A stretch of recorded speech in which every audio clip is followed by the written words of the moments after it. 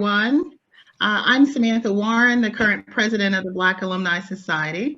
And on behalf of the Black Alumni Society, the broader Alumni Society, the Office of Institutional Equity and Diversity, and the North Carolina Development Team, North Carolina State Development Team, I'd like to welcome you to join in a discussion tonight that will provide you with an overview of the diversity and inclusion landscape at the university and provide you with reflections on the power of Black philanthropy at our wonderful university.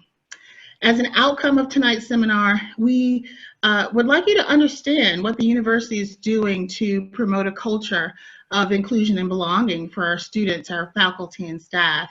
In addition, we'd like you to hear the perspectives of a few of our alums as they share the importance and the impact of Black philanthropy at NC State. So we really hope that you enjoy the session, and we look forward to your questions, time permitting.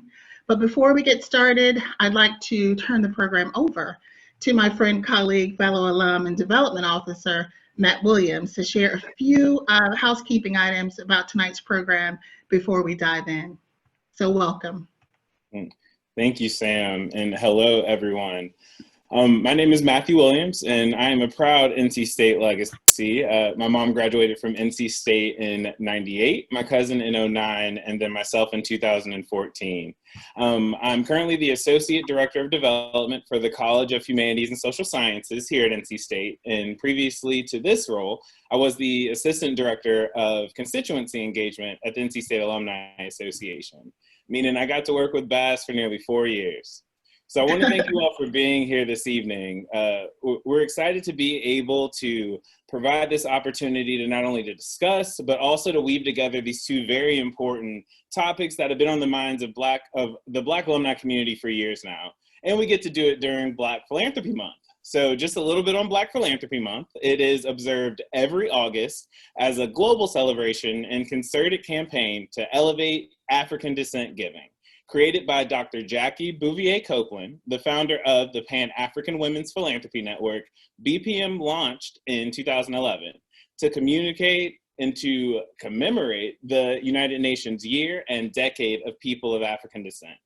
And so we all know here the power of Black philanthropy here at NC State. BAS alone has 3 endowments: the Clark and Witherspoon Scholarships supporting undergraduate and graduate students, and 1 endowment that benefits what I call the African American Cultural Center. But I know for many of the folks on this call, it will always be the CC. And so I'd like to quickly tell you, take a little bit to just tell you about one of the proudest moments that I had at the Alumni Association. And it was on March 27, 2019, NC State's inaugural day of giving. Working with our BAS volunteers for 24 hours straight, we posted on social media, we called and texted our friends, we sent emails, we had volunteers come to campus and film thank you videos, and we hosted the only alumni-led in-person Day of Giving event, which actually turned into more of a full-on Command Central because it was all about getting those gifts in, which ultimately led us to win 2 challenges that day.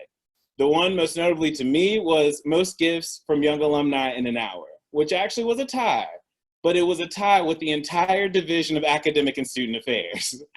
We ultimately helped our alumni and friends raise over $40,000 for the Lawrence N. Clark Memorial Scholarship.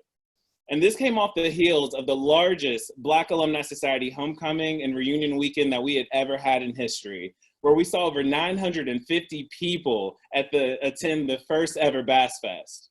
And the university was put on notice because Black voices have been amplified. Not only had we shown up at homecoming, but then we showed out at Day of Giving all over those leaderboards. And it led me actually to ultimately make the decision to become a development officer, because through that, it helped me see the power of a dollar, but also the lack of representation in this field. So I want you all to know that as you're listening to the program today and the ones that we'll have in the future, just remember that we have a voice here at NC State. We have an opportunity to continue to push NC State forward, not just by giving, because it's way bigger than that, but by investing in NC State.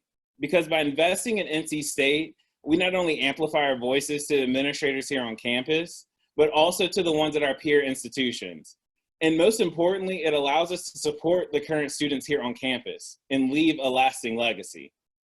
And not to mention, as I've learned now as a development officer, it can have some pretty positive tax benefits for you and your families as you build your generational wealth. So thank you for that little moment.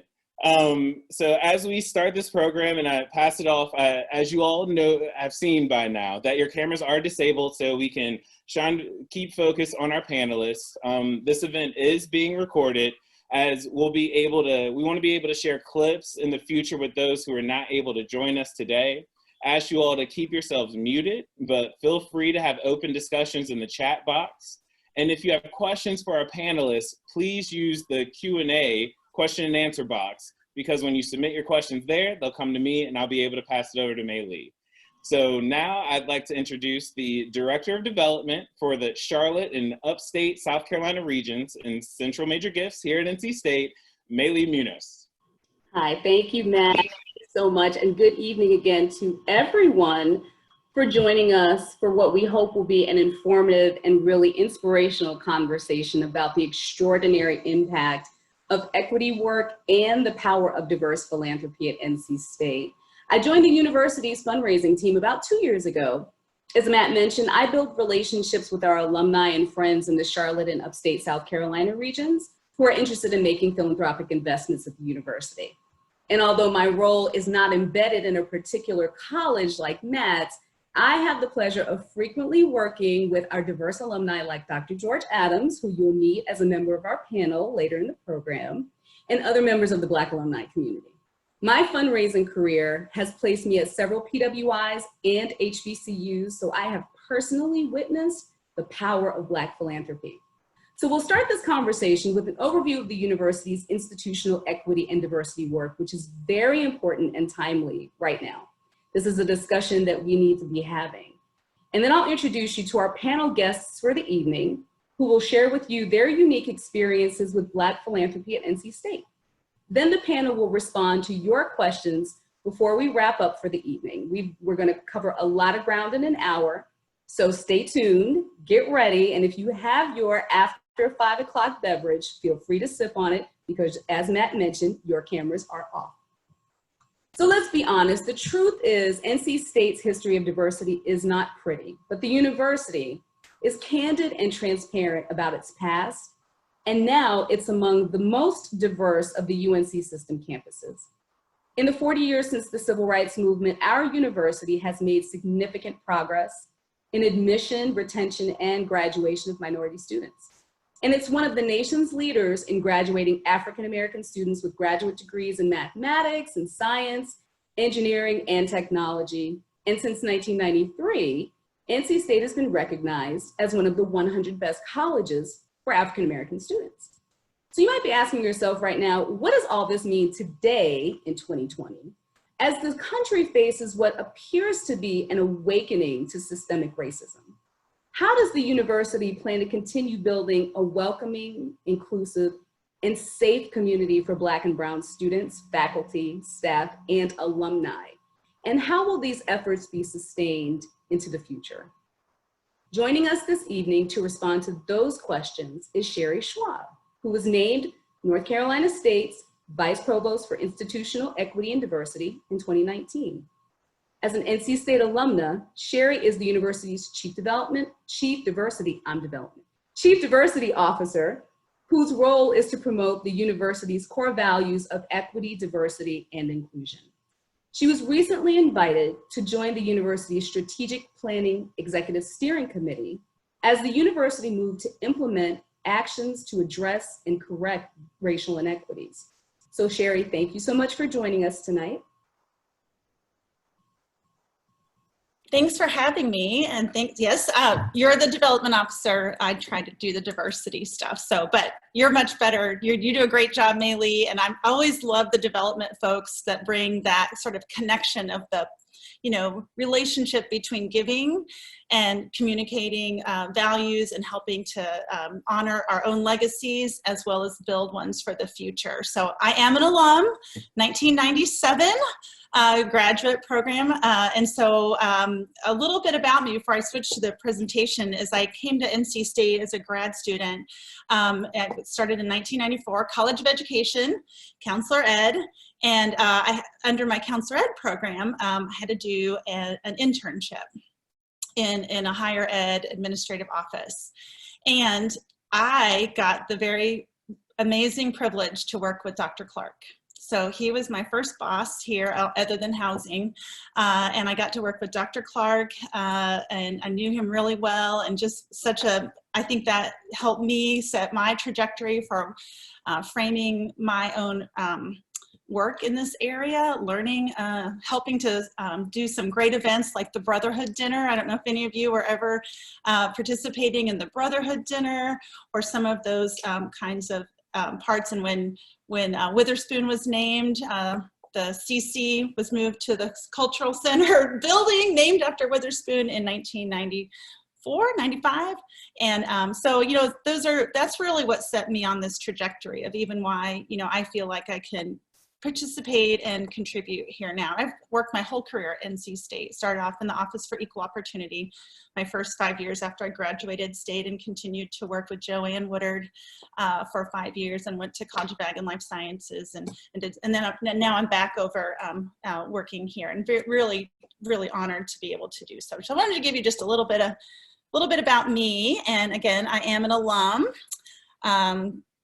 Let's see, I'm gonna share my screen. I know we've got a lot to cover tonight, and I'm gonna do a PowerPoint just so you all can take it home with you and share it with others, and we can get through a lot, and then Maylee's gonna ask some questions, and we're gonna move to the panel. So bear with me. We're gonna switch the screen now, and I hope you get some great information out of here. So as we're talking about an introduction, it's not like talking about where NC State could improve is a new topic, but I do think that NC State, that we do try. I was really, Maylee, I didn't know some of the information that you were sharing about where NC State stands. I do know that we are always looking at our own progress and saying we can do more, and that we will never be done. I hope we will be done one day, but I think the key to diversity and inclusion from any identity perspective is there is always more equity, more inclusion, more safety, and more wellness that we can bring, and belonging for everyone. So what I have here, many of you, and Melanie can talk a little bit more about that, our student body president, is a mural from last year's Respect the Pack, which want to paint the free expression tunnel and remind folks through the student government, student body, that kind of the call for us to respect our fellow Wolfpack folks and set the year off with a great tone of what we expect from each other. So really in talking about this, we want to talk about responding to some things that have happened, some recent events, but really talking about how we want to accelerate our strategies, things that we want to be able to do, and in the near term, as well as creating sustained progress that is real, not just a flash in the pan, not just this summer moment, but really how are we going to continue to hold ourselves to the standard that we expect for NC State. So, oops, that's me. So this will be in the presentation that you all will get. You know, again, recent history, quote unquote, of racial equity at NC State. You can dig really deep into some of our great university archives to find out a little bit more about the inclusion and involvement of African Americans at NC State. So it's a great overview if that interests you and you want to dig into that a little bit more. But I'm going to start with really since January of 2020, super recent. I don't mean to gloss over historical events, but I think this is just kind of pinpointing us here in the recent moment. So at the beginning of the year, you know, back when we were all just going to think 2020 was just a regular year, NC State launched the university strategic planning process. So just kind of the background part.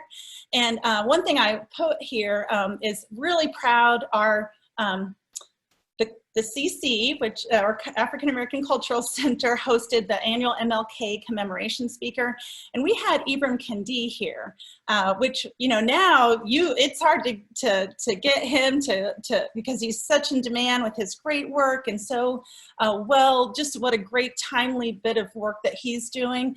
But we had him here in January, which was a great moment, and one of the parts we did, in addition to having Dr. Kendi speak to the university at large, is we had a special session with senior leadership and the deans. Everyone had read the book. The Chancellor wanted to make sure everybody had read it. We had a 45-minute Q&A session with Dr. Kendi. What an amazing opportunity for us. And he shared some really great points that helped us focus in. One of those I'll share with you real quickly. He said, the dean said, well, how can we, what's the thing we can do to help our students have a better experience here? And he said, well, you have to have faculty and staff of color so people can see themselves in the future, and that students can have a good, diverse experience. And that doesn't matter, that's for all the students. So that was a great tidbit, and he gave us a lot of great points that people still refer to today. So then, of course, March 2020, I'll go quickly through some of these. You know, we went online the first time, as today the second time. George Floyd's death, you know, certainly was what helped to just spark. I mean, just created a shift. It's been there, but it was a shift that all of us are honing in on collectively.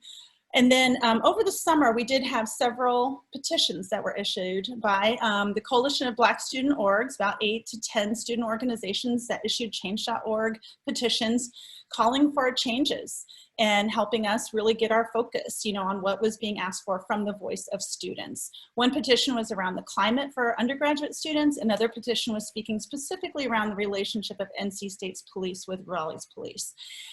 We also had about 3 to 4 incidents of social media with students saying, prospective students and current students with racist items on social media and how we dealt with that. The Black Graduate Student Association also brought forward some recommendations. Chancellor met with CACAC, which is the Chancellor's African American Community Advisory Council. Sam is a member of that group as well. So, and then in July, you know, one of the things the university did, remove the name of Daniels Hall, which has been an issue for a long time. University Police met with the Coalition of Black Student Organizations. UNC Board of Governors seated a racial equity task force. I'll talk a little bit more about that later. Chancellor met with the Black Graduate Student Association again, another meeting with CACAC to keep connected. And then probably the moment that I'm gonna spend a little more time on here is around this memo that the Chancellor put out July 31, which really is taking this, when we had spent the summer talking and listening, reading the petitions, thinking through those, like, what can we do that is not just a statement of something, but where is the action that is going to take place? And so this memo of July 31st really encapsulates all of that. So one of the things we did, in addition to talking and listening and taking in what people were saying, voices, I went back and looked at, well, this isn't the first time we've had this discussion. What are the recurring themes that have come up for us to discuss? Climate issues around that lack of sense of belonging or safety for Black students, faculty, and staff, concerns about recruitment and retention of students, failure to explicitly name and address racism. I know the Alumni Association has talked before about Dixie and the alma mater and other elements such as that. I see Sam nodding her head. You know, how are we talking and being transparent about our progress and transparency and accountability of what our initiatives were? You know, could we have a required diversity and inclusion training for everybody? Visibility and accountability about bias incidents that happen maybe at the free expression tunnel, or social media now is much more frequent. And then this year was really the first time there was something really specific about UPD, but doesn't mean it hasn't been there before. It was just very poignant this summer. So in responding and trying to think about what could be action items that really align to those recurring themes, the Chancellor's memo, again, July 31st, set out several initiatives to help us, you know, take some things that we had really actually already been thinking about and working towards. But this gave us that ability to put them out front, put them center, and move them forward, fast track some of these items. So for example, Sea Change, which is about equity in STEM, for STEM institutions. We are a charter member. Only 3 universities across the nation are charter members, us, UC Davis, and University of Illinois, Urbana-Champaign. So that is, we are very proud and excited about that. We put learning goals around diversity and inclusion in the employee work plans. We're asking faculty to do more around inclusive teaching and their individual cultural competency. This summer, this fall, the senior leaders of the Chancellor's team, as well as those of us involved in the strategic planning steering team, will go through a racial equity awareness training before we set any of the goals for the upcoming plan. The development officers know this already, but coming up soon for our Day of Giving, there'll be some focus around particular areas that really support and help and bolster programs and people related to diversity and inclusion, extraordinary opportunities. So I know they're going to talk more about your opportunities for there.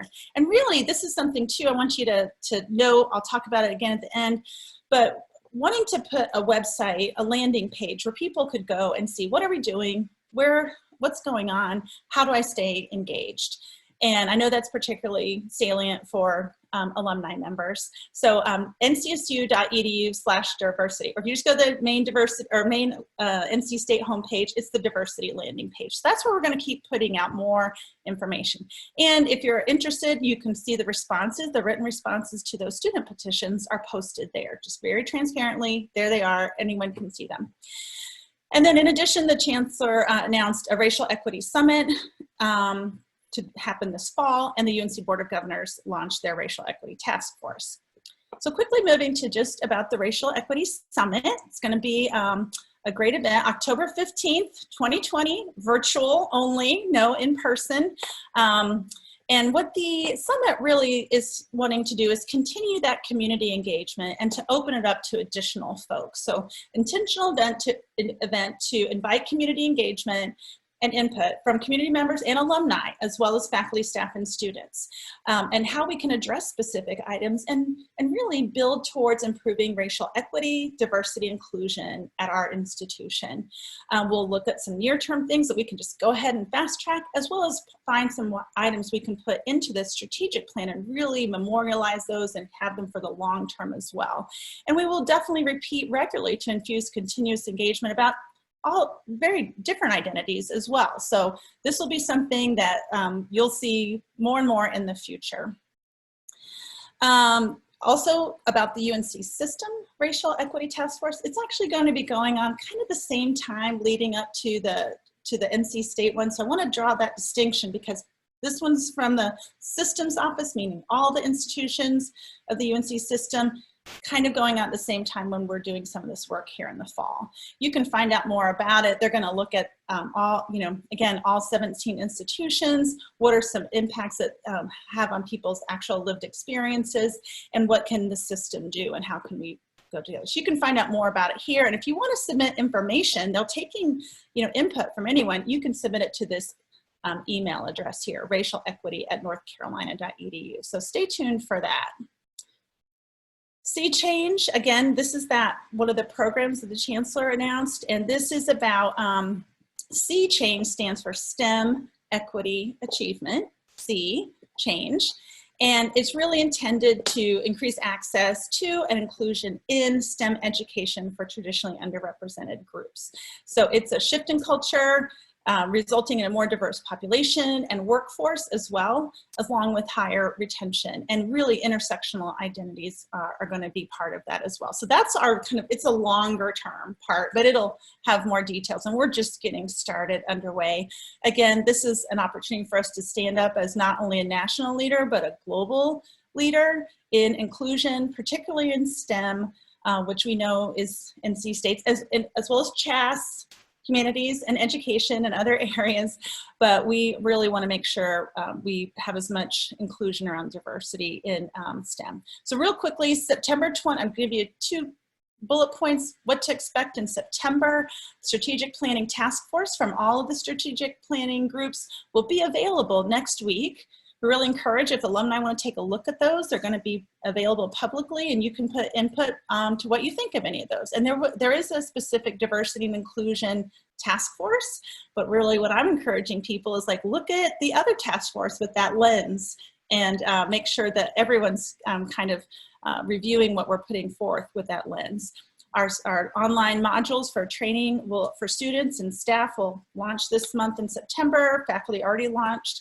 And then the Day of Giving will be focused on extraordinary opportunities really around scholarships and other ways to increase access to NC State. And there will be opportunities too for programming around diversity and inclusion. And again, in October, there'll be more the Racial Equity Summit for NC State and the UNC system. Just a couple of programs that I wanted to put forth.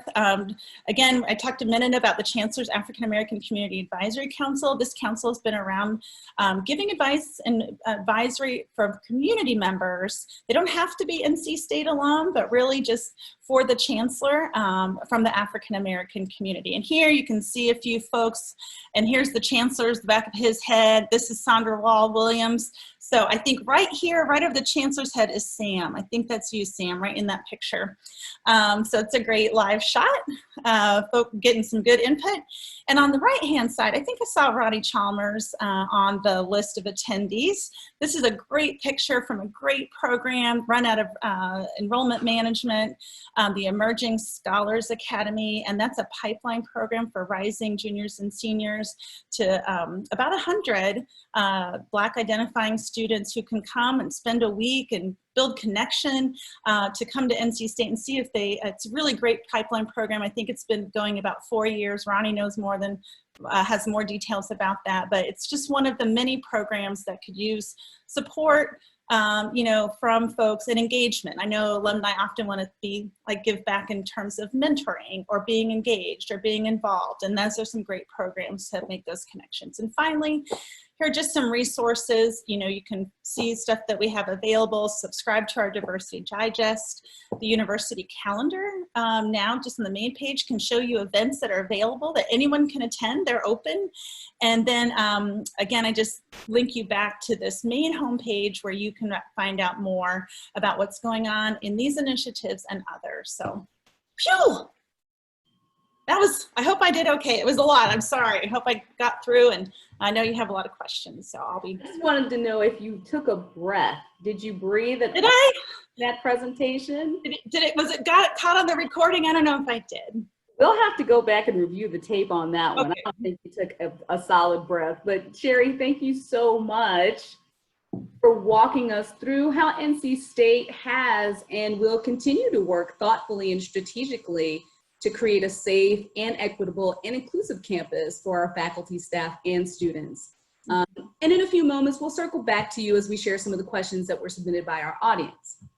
So thank you again. Take a breath. Take a breath. That's wonderful information, and I think it's necessary for everyone who's here this evening to know that we are proactive and have been doing things way before it became sort of chic to do it. So thank you again for that, Sherry.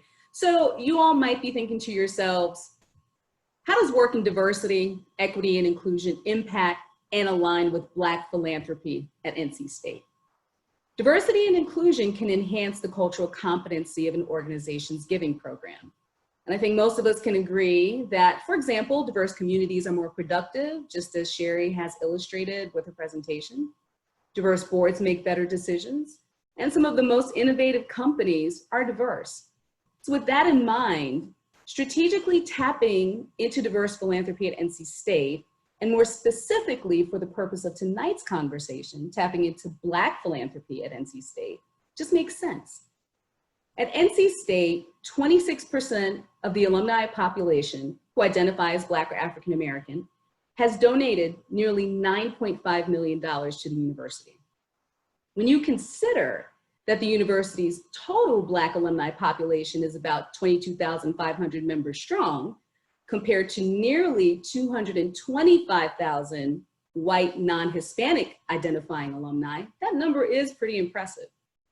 And now more than ever is the time to increase that giving percentage to amplify this collective voice at NC State. Many of you joined us this evening because either you're already donors and you want to learn how to increase your giving power at the university. Some of you are here because you want to become a donor, but may not be sure how or where to start. And all of you want to know how Black philanthropy can impact NC State.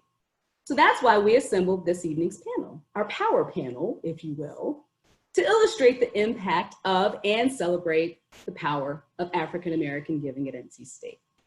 So this evening, it is my pleasure to introduce Dr. George Adams, who is a member of the class of 1988, a senior consultant at Clarkson Potomac Group, and one of our most loyal donors. Brian Clark from the class of 2006. He is the Executive Director of Development and External Relations at the Cool College of Management. And I'd like to add, the first person of color to serve in a fundraising leadership capacity at the university. Melanie Flowers will graduate with the class of 2021 and is president of the NC State Student Government. And you've already met Samantha Warren, class of 2012, who is the illustrious president of the NC State Black Alumni Society. Thank you all so much for being here. So let me just move aside and start by asking each of you to respond from your unique perspective to this question. Why is Black philanthropy at NC State important? And why do you believe in its impact? Dr. Adams, I think we'll go ahead and start with you and your perspective as a donor to multiple endowments across the campus. And then we'll look at Brian, Melanie, and finally, Sam. Okay, thanks, Maylee. First of all, I'd like to thank everybody for calling in.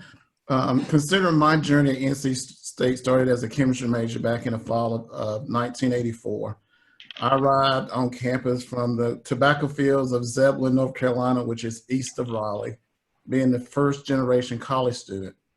I still recall my dad dropping me off at Lee's dorm and giving me $20 and a prayer.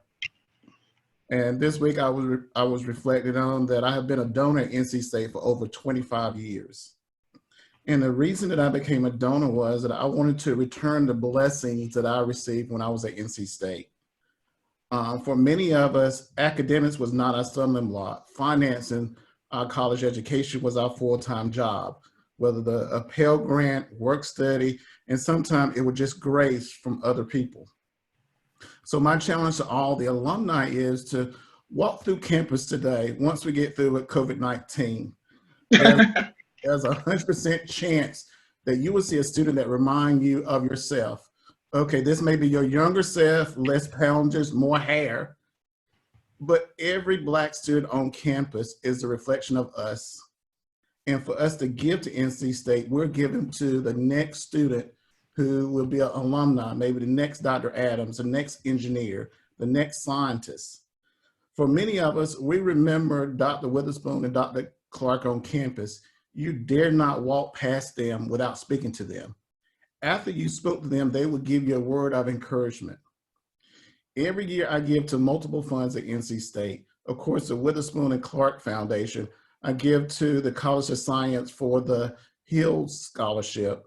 And also I give it to the Department of Chemistry. I want to remind them that they do have some Black alumni that went through the chemistry program. My appeal to all alumni is become donors. Many of us have done very well with our NC State education.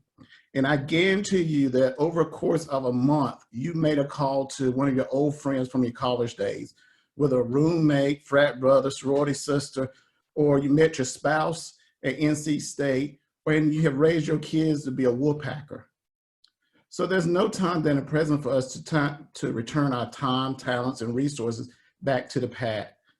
Consider where you are today in your journey and how it intertwined with NC State. If you remove NC State from that, will you still have the same happy thoughts that you currently have today? And that's one of the reasons that I became a donor, was that I wanted to replicate the experience that I had at NC State. And finally, I want to make another point. NC State is not perfect, but to have a seat at the table and be part of the discussion of change, our giving comes with our voice. And so if we want to make differences at NC State, the first step is for us to start to write some checks and giving back to the university. Okay, so who do I turn it over to? I think we'll pass it over to Brian. I don't know if I want to follow behind that now. That was a very powerful charge. You know, I think exactly what Dr. Adams just described from a development officer's standpoint. What we at, you know, and my colleagues get an opportunity to do is to hear that passion, and be able to direct and guide and assist donors with where their passion is, and how to align that with the priorities of NC State. And so, really, to your question on, you know, really why it's important, again, I think Dr. Adams just really described it perfectly, in that it allows us to have a foothold to progress NC State. NC State has changed. You look, you know, start from 1887 to now 2020. The campus in itself has changed, and it's changed a lot of times because of the philanthropic support and the partnerships that exist. And so for us to continue to that movement of change, for us to continue that opportunity to diverse the campus and provide more opportunities to students, it's important for our Black alumni to take a part of that. It's important for our Black alumni to stand up and say, this is where we like to see our dollars represented on campus.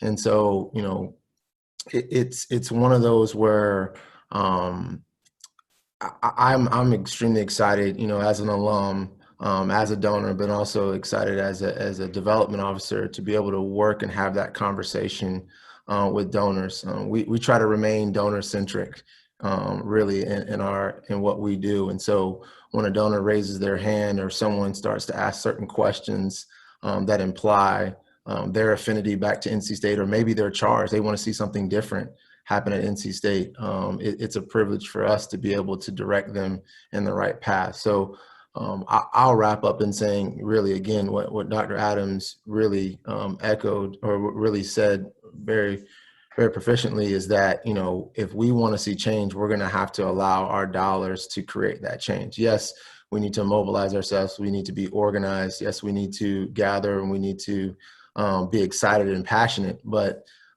great ideas can fall to the wayside if we don't have resourcing.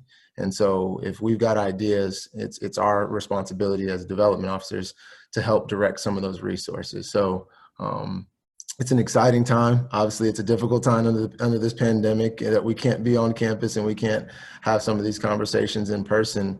But I know that the task or the staff that's assembled in our university advancement stands willing and ready to be able to help donors that are interested or at least intrigued, if you will, to have the conversation about how their dollars can be more impactful to moving a more diverse landscape at NC State.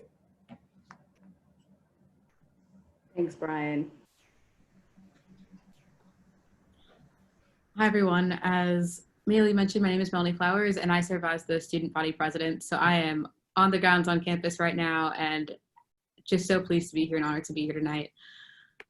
Black philanthropy is incredibly important on campus, especially right now. I think it's been very strongly felt that I'm attending a predominantly white institution all summer, and especially this year. And the presence of Black students, not only on campus, but in leadership positions and in colleges that tend to have less concentrated populations, is incredibly needed for us to feel seen and heard and welcomed, and to want to continue attending NC State.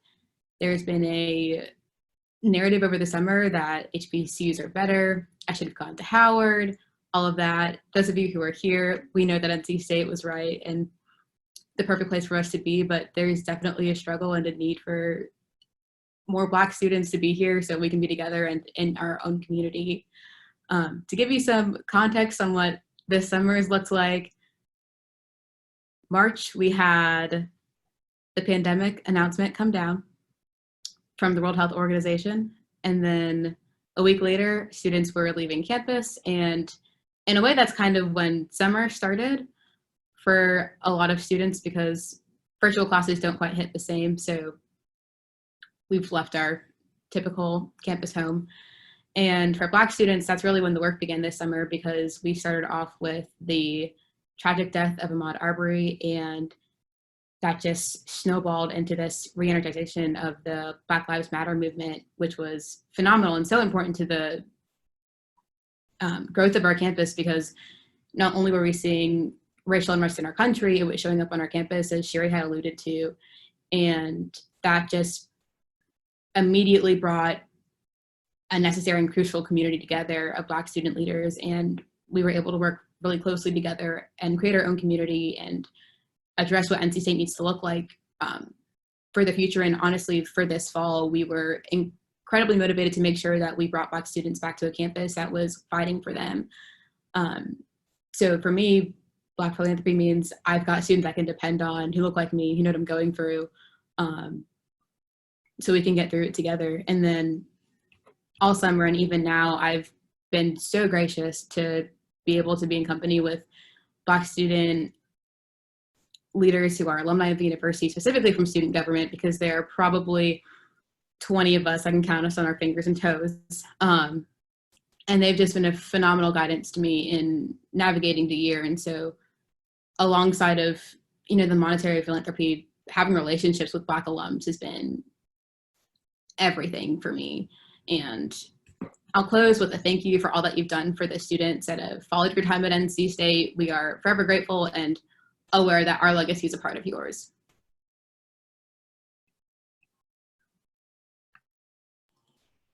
Thanks, Melanie.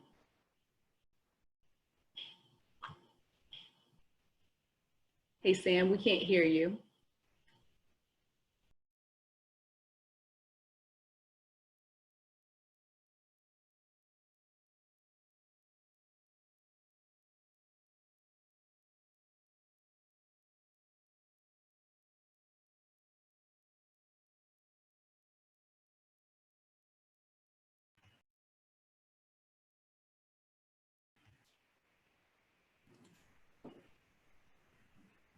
Try it now. Try it now. All right, am I off mute? There you go. There you go. All right, sorry about that. I was thanking Mel for her talk and her leadership. But I have to say that, like Dr. Adams, I too was a first-generation student. I spent the summer before my freshman year in 1985, also in Eastern North Carolina, looping tobacco to raise money for supplies and clothes, and of course the latest LL Cool J album. Just being thankful for my cheese and peanut butter nab and 16-ounce Pepsi in the bottle, but really just counting down to the start of the university transition program that was then led by Dr. Thomas Conway. So as I think about Black philanthropy, for me, Black philanthropy at NC State is really important because I think it serves as a catalyst for both student access and cultural change. As we know, Black folks have a long history of giving of both our time and our money, except we like to call it giving back rather than philanthropy. Through decades of sharing of our time and our financial giving, we've actually seen some significant impactful success. So if you think about it, for decades, Black folks have relied on philanthropic efforts to support the needs and to upbuild our community. Examples include helping those that are in need, supporting economic development. Think about how we were able to establish churches and schools and banks and address political concerns. So from my perspective, I think Black philanthropy at NC State is needed now for the same reasons they've always been needed in our community. I think the collective giving of our alums really has the potential to provide the next generation with the economic backing that really enables them to have access to education and access to the support, whether it be through buying books, a laptop, food for semester, or whatever their individual needs are. But I think additionally, a knock-on effect of our giving is that donors are actually in a really nice position to provide university leaders with input into key decisions that really have the potential to influence the culture and the university's procedures and policies. So I think Black philanthropy is very, very important, especially at a time such as this. Yeah, I really appreciate it. And I appreciate all of you for sharing your perspectives with us. And so in the interest of time, we're just going to go ahead and move into some of the questions that we've received from some of our attendees. So if you'll make sure, because this is going to put you on the spot, so make sure you're ready. We're going to start this one to Sherry. And Sherry, one of our attendees asks, or says rather, African American and Hispanic students want and need to know that NC State is a welcoming institution. Like all institutions, NC State is a flawed place, a troubled history of racial discrimination. How are prospective students being informed that NC State is a place for students of color where they can not only achieve academically, but thrive socially? Well, certainly I appreciate the honor that we're not a perfect place. And I think Melanie alluded to some really interesting parts about that sort of decision between coming to NC State or maybe considering an HBCU, a PWI or not, and or an HBCU or some other institution. So we certainly want folks to come to NC State, and that element of thriving, welcoming, belonging, we focus a lot on. We have, of course, the centers that we have in my unit, the Women's Center, GLBT Center, Multicultural Student Affairs, and the African American Cultural Center. But we want people to feel comfortable wherever they may be, in the classroom, in their co-curricular activities, in the residence halls or wherever they choose to live. So, we try to be honest and authentic in our materials. I know Ronnie's on here about what we're sending out to folks, prospective students and their families, inviting them in for spend-a-days, opportunities to come and really have an opportunity to ask tough questions and get that feel for themselves. And then we have, programs like Symposium, where we say you're coming on. I don't know if any of you all attended Symposium, but it was an opportunity for that first year students to come a little bit ahead of time of classes starting and make some connections and know where resources are and where people can connect for academic support as well as social support and just connection. So, those are the areas where we're trying to showcase sort of what's here. And we also want to be sure that we provide resources if something does go wrong. Like a couple of years ago, we created a new position. It's the Bias Impact Response team, BERT team of folks who can respond when it's an issue that, or an incident that happens that, may not be a full complaint or folks are involved in the formal way, but how do we still respond to that? We don't just say like, oh, well, that happened. Sorry. We try to make sure that we have support and we follow up on that. So. Thanks for that. Thank you so much. Melanie, I've got a question for you. So someone asks, how can alumni get involved to facilitate change for current and future students through their giving? A great question. I think through their giving, definitely figure out where you feel like you see the most of yourself and give there. I know Dr. Adams had talked about the Witherspoon Center and that endowment. Witherspoon is a home to a lot of our Black students, and it's incredibly meaningful. And I think for them, when I think of NC State, it's not Tally, it's not Reynolds Coliseum, it's not Carter Finley, it's Witherspoon, that's their home. So figuring out where you felt like home is likely where students feel at home right now, and focusing your donations there, I think, is the best way for you to provide that connection and streamline it for the students who are here now. Thank you. Hey, Brian, we have a question about representation, and it's representation, that's pretty much the foundation of this entire conversation, right? Representation. And one of our attendees has asked, what is NC State doing to ensure that we have more representation on various boards across the university, as well as among our fundraising staff and leadership? Yeah, it's a good question. I'll address it, I guess, first, again, solely from my experience. One thing from university advancement, and this is under the leadership of our Vice Chancellor, Brian Sisko, created a task force that was really, their charge was to really focus on this movement of diversity, inclusion, and initiative diversity, inclusion, and equity at NC State, and what that means as a staff. I think it was kind of addressed early in Sherry's comments about, how do you create more opportunities for students? Well, it's creating opportunities for faculty so they can feel more comfortable about having mentors and leaders and folks that look like them. I think as a staff and as a unit in university advancement, I think with the donors, there's that same kind of exchange when donors are able to see development officers and folks in advancement that look like them. There's a sense of they can have a little bit more candid conversation, and through those candid conversations, I think you'll see a lot more hand raising and volunteering to serve on board. So that's a work that's happening right now within university advancement to create more opportunities for our board. But I think it also, the second part of your question, as far as representations in the external staff. And I think, this task force that I mentioned within university advancement is also working very closely with our talent management and recruitment, and being able to just let folks know. A lot of times it's when you know more, you can do more.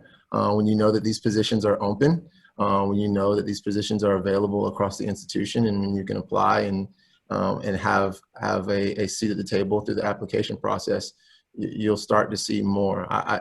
I will applaud, and I'm not just saying this just because I'm a part of it, but when you go to certain PWIs and other institutions, we go to conferences all across the country, and we talk with colleagues, and you're able to see the representation that NC State has in our space of development compared to some of these other institutions. Yes, there's more work to be done, but we still are definitely significantly moving in a direction a lot faster and further than some of our other institutions. So I'll wrap up in saying that I think it's that task force and the charge of that task force coming from leadership that really immobilizes the staff recruitment, and then in turn creates opportunities and conversations for volunteers to raise their hand and be a part of these boards in individual colleges and across the institution.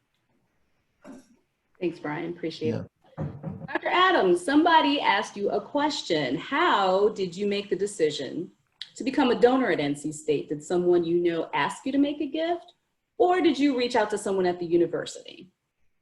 Okay, in my case, it was a case of fear.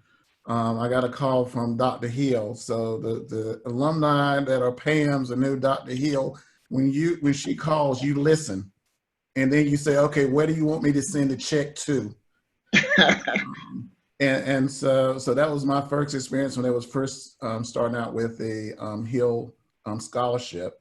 The Witherspoon and Clark was very easy. Being an alpha and them being an alpha men, we feel entitlement, accountable to make sure that we sponsor that endowment.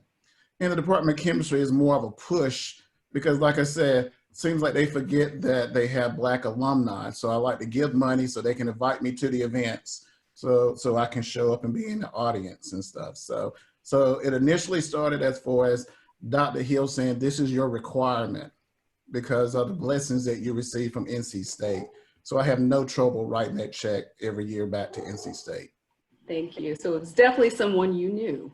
Oh, yes. The people on call know Dr. Hill. Sherry, we've got a two-part question for you. Isn't a celebration of Black philanthropy exclusive? And why don't we celebrate white philanthropy? Gosh, I have many ways to answer that that come to my mind. And it's I think it's great. I did not know about Black Philanthropy Month. I learned that this month in planning this event. So I'm like, oh, that's great. And I think one reason to have Black Philanthropy Month is I personally learned like philanthropy can look different for different folks and what it means, and for that to be lifted up and honored. I personally don't feel it's exclusive. I feel like it's a way to showcase and highlight and help people expand their awareness of all the ways that that can present itself, as well as just be a motivator. You know, people may say, hey, that would be great to have Dr. Adams call them and say, write that check. So maybe it's a motivator. So I personally don't feel it's exclusive, but you know, I don't think it is. And second part of the question was, sorry, Maylee. Well, it was, why don't we celebrate white philanthropy? Well, my answer is that's kind of the rest of the year, right? So where it's just, and that's because of cultural norms when we say like what is normative. And I think we really have to challenge that in saying like, if people's mindset is that we're not celebrating others or in different parts of the year, it's centering white normative culture. So I think we have to think about that. And you know, maybe if we had a white philanthropy month, they would say, yes, it's a month. But I don't know what the answer to that is. But I think it centers around centering white as normative, and those are problems that we're trying to dismantle. Sure, I think it was an interesting question, especially from your perspective, from where you sit in your work in diversity, inclusion, and equity. And while we won't be able to respond to all of the really thoughtful questions that we've received tonight, we will do our best to follow up with you. But before we round out this conversation, I would be remiss if we did not throw a question in the direction of Sam Warren. And we have a question related to Black alumni giving. Sam, what will BAS do to maintain the fundraising momentum we saw from BAS on the last day of giving, where we raised more than $40,000 in 24 hours? And how do I get involved in helping BAS promote more giving? What a great question. So, you know, if I can kind of mimic what Matt said earlier. So BAS's support of the inaugural day of giving is literally one for the books. Like, our alums showed up and showed out, and we raised more funds for the Clark Witherspoon Endowment in 24 hours than we typically would in an entire year. So moving forward, our primary intention is to continue to build our culture of giving that allows us, again, to enable access for future students. So we plan to really keep the momentum going in 2020 and support the university's campaign objectives by encouraging all of our alums and friends to really give what they can, and most importantly, give from their hearts. Just remembering that gifts of all sizes are absolutely welcomed. I think at the end of this webinar, we'll have some information for you, like around giving details. But for everyone that's listening, I would actually encourage you to reach out to one of the development officers that are on this actual webinar. Like, meet them for a socially distanced lunch. Share your university experiences and what you love about the university. And I guarantee you that they'll be more than happy to support you in the development of your own personal giving plan back to the university. Thank you, Sam. You're absolutely right.